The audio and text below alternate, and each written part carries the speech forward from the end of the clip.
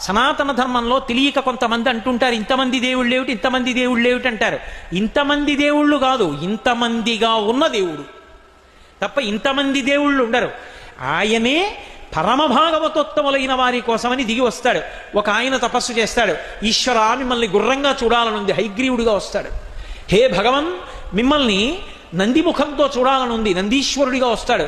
హే భగవన్ మిమ్మల్ని మనుష్యుడిగా చూడాలనుంది, రామచంద్ర ప్రభువుగా వస్తాడు. హే భగవన్ మిమ్మల్ని ఒక క్షత్రియుడిగా ఉగ్రంగా గడ్రగొడ్డలు పట్టుకు తిరుగుతుంటే చూడాలనుంది, పరశురాముడిగా వస్తాడు.